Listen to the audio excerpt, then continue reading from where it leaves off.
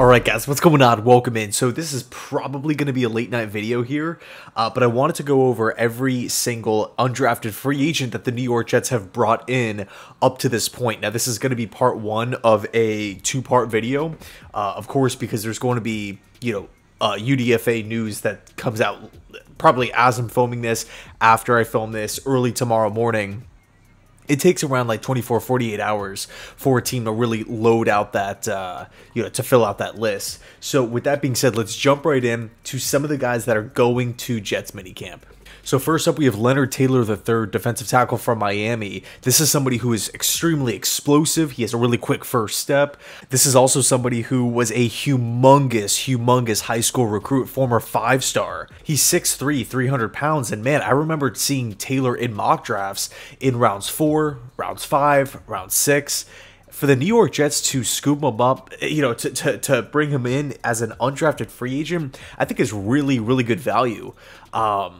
Some years, certain players just slip through the cracks for whatever reason, team need and whatnot. And I am really happy that the Jets are landing the former Hurricane here. I love all the, players that come out of these Florida schools, Miami, Florida State. I know that might be counter, intuitive because they're all rivals, but, I think when we're talking about, undrafted free agents, late round picks, having a fair crack at making an NFL roster, I'm pulling for everybody here. So, man, you look at the Hurricanes defense over the last couple of seasons, it has been fun to watch. They have athletes all over the place. One thing that the Hurricanes defense has really prided themselves on is the athleticism, right? Especially under Cristobal, and he's been there for a couple years. So really good stuff. I'm expecting the Miami Hurricanes to continue to crank out NFL talent. The recruiting down there is nuts. Okay, so next up, edge rusher from Michigan, Braden McGregor. Another guy that I'm kind of surprised to see is an undrafted free agent here, right? You look at what he did last season at Michigan, 9 tackles for loss, 4.5 sacks. He started in every single game. I mean, he was being mocked in that 6th to 7th round. Now, there are, of course, questions about his strength level. There's questions about his upside as a player. But I think when you take a look at what Saleh and Ulbrich can do with defensive linemen, like, we were talking about it in the draft stream, it's like they have the Midas touch, right? No matter who they seem to get on the defense side of the football, they just make them better. They just, these prospects, these players, whether they're a free agent acquisition like a DJ Reed, or, even taking over a player like Quinnen Williams, who was young, not a free agent signing. He was a draft pick, but he wasn't drafted by Joe Douglas. Or if it's just kind of a fringe type of player, they always maximize, I want to say like 90-95% of the time, they always maximize these players' potential. So, man, you look at his size. I know the strength might not match the size. You can make an argument, did he really show up in those big games? Of course, totally fair, but I think at the end of the day, it's going to be a cool find for the New York Jets. Okay, so next up is Brady Lem Guard from Arkansas.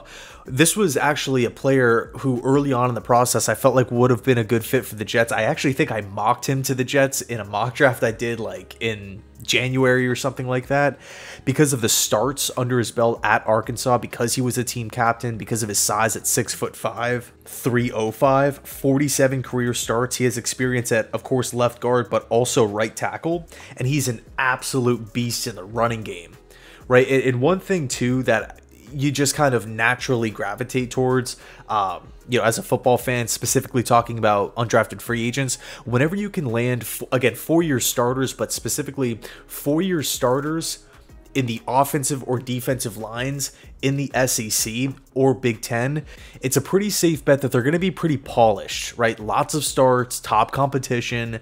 Of course, there's a lot of trust invested in these guys at the college level. And if we're talking SEC, Big Ten, right, the two top conferences as far as talent goes, to again consistently start in the trenches. You look at SEC size and strength in the trenches, doesn't, like, you could go down the list, right? Texas A&M, Ole Miss, Mississippi State, Alabama, Florida, Missouri. I mean, they're really stepping up their recruiting.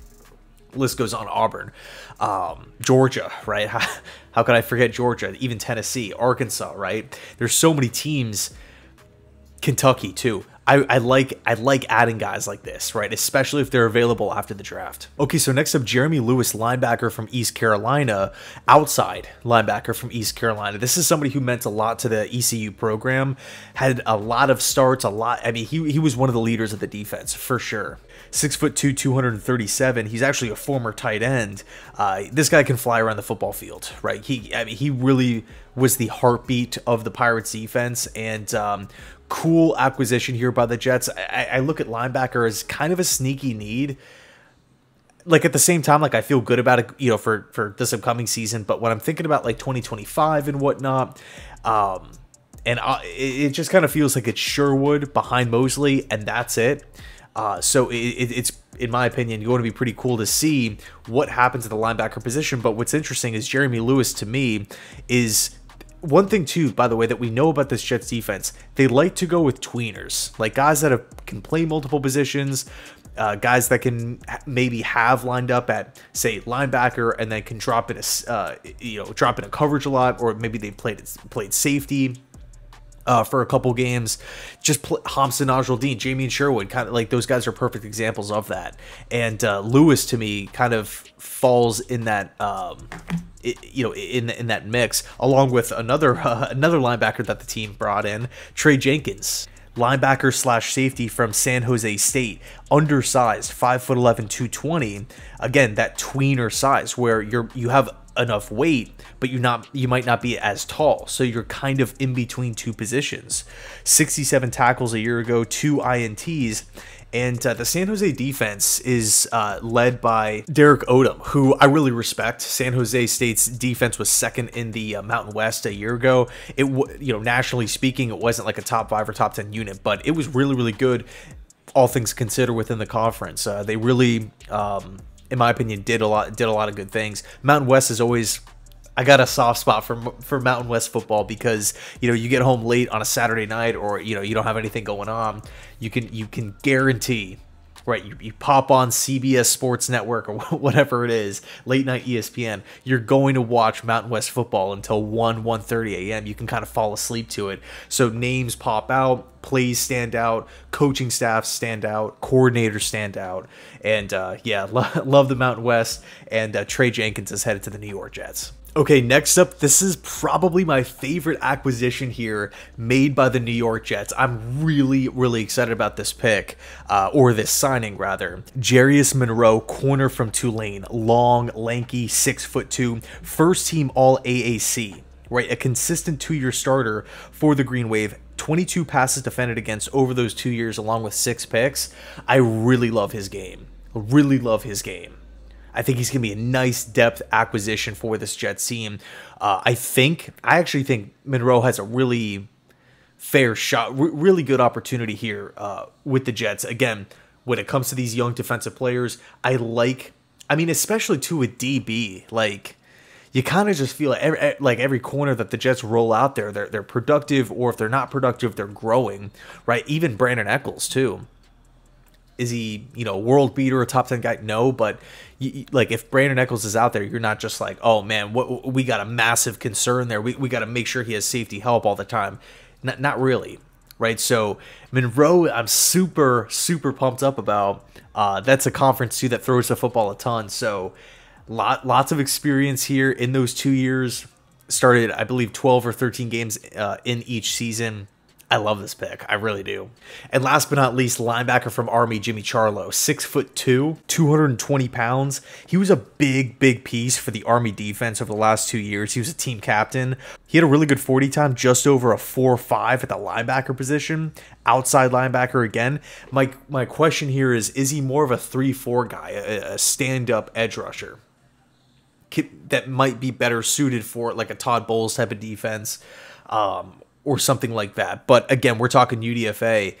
There was, I mean, man, even Will McDonald a year ago, like he came in from a system that was not similar to what the Jets do. So, hopefully the Jets have a plan for him. And when it comes to Ulbrich and Sala hand-picking guys on the defensive side of the football, I'm gonna side with them. They know what they're doing. They have a really, really good idea on what to identify when talking about specific traits for defensive players, they really just feel like, I feel like the decisions that those two make are just out of this world crazy. I mean, I just never really see the defense miss on a bunch of guys. Right now, of course, offense throughout the years, it's a bit of a different story. But you just kind of feel like every free agent, every draft pick that starts for this Jets team, it's the right move, right time, right move, right player, right scheme. Everything just fits naturally. So those are all the players that have been brought in up to this point. We're gonna have some more, so expect part 2 tomorrow, probably in the afternoon, maybe late afternoon, depending on how many players sign. But in any case, thanks so much for watching. I appreciate it, and as always, go Jets.